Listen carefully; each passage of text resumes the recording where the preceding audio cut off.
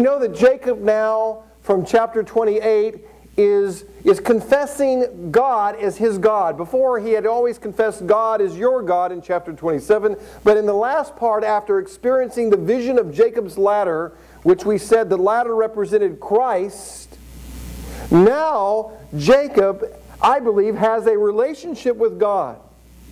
How feeble it may be, he still believes God now will be his God. And he's on this trip to be with his brother or his uncle Laban, and he comes across this flock. Now, if I was going to title this section, I would call it Well. See, Jacob at the well, and he's asking, how well is Laban? So, well. And so he's dealing with this. He's coming to this cistern. It's not a spring, it's a cistern. And this cistern is restricted, isn't it? It's restricted that they only can draw water from the well certain times from the day. And that's pretty much at noon. Now Jacob, being a man of convenience, a man of practicality, says to them, well, why don't you just do it and get on with it? Because in the heat of the day, the sheep or the flock need to be in the pasture eating the grass. Why are you waiting around, wasting valuable time? If it was up to Jacob, he would have said, let's get on with it. Let's move the rock. Let's have the drink. Let's get them on. Let's get them moving. But what did the shepherds say to Jacob? What was their response? Well, the Bible tells us this, that the response was that they could not do it until all the sheep were gathered. And the only thing that we can think of for the reason for this is that the owner of the well had made stipulations about how the well was to be used. And one of those was that they all had to gather together. It wasn't a city well. It wasn't one they could just come by and there was a spring and they could have it. It was probably a cistern that they had to dig deep down and draw the water up, and there was a limited probably supply of water. And so the owner probably wanted to restrict the use of that well.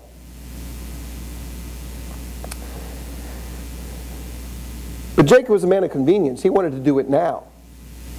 Now, we live, and you live pretty much for convenience many times. I live pretty much for convenience, don't we?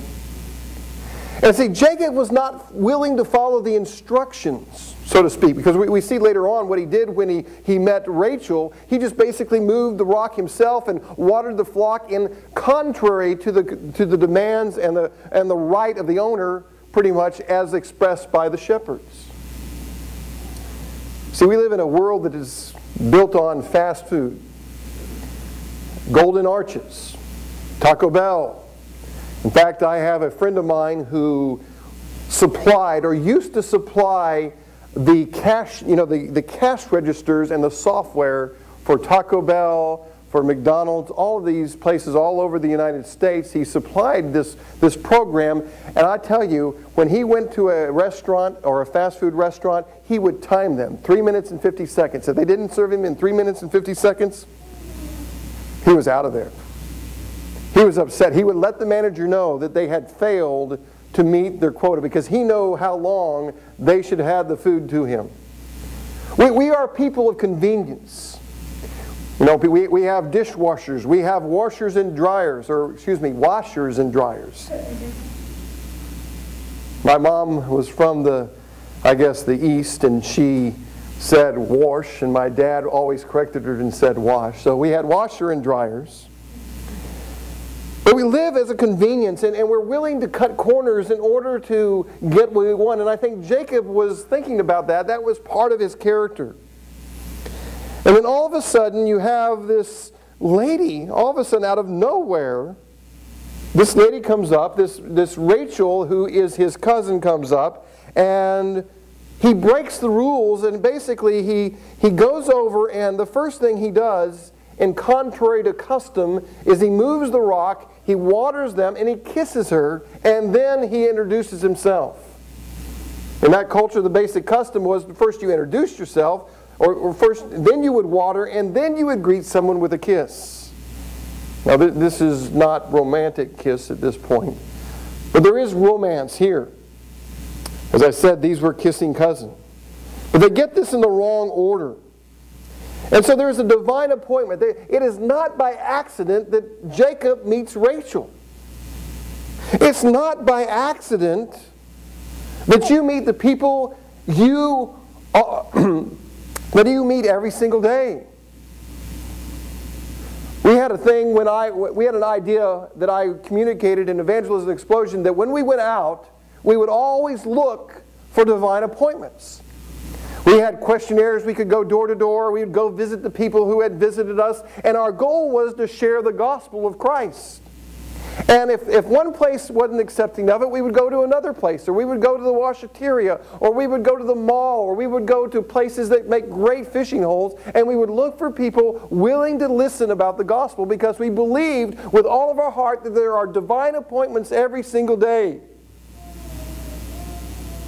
See, I think one of the reasons we don't obey God in certain areas of life, we don't really believe in divine appointments. See, we don't look for evidences of God's grace in our life. It's a lot easier to complain and to become disgruntled and become disappointed than it is to look for God's work and His grace in the middle of disappointments, isn't it? I think Jacob, this was all orchestrated by God. This is a divine appointment, him meeting Rachel. How could he have, in his wildest dreams, met his cousin just walking up the road at this point? Divine appointments are very important that we keep in mind. Whether we witness the gospel or we comfort people, these are all divine appointments that God has placed in our lives. So if you look for divine appointments, you'll see evidence of God's grace. You'll see evidence of God working in not only your life, but in the life of others. So I think it's very important that every day we wake up and we pray that God would send us people that He wants us to minister to, that He wants us to comfort, that He wants us to love, and He wants us to exhort and uplift. All of those things are issues, I think, that God would have us do. This particular situation, Jacob just meets his cousin. And it was probably because that part of the will of God in this place was him being in the family of Laban for these coming up 14 years.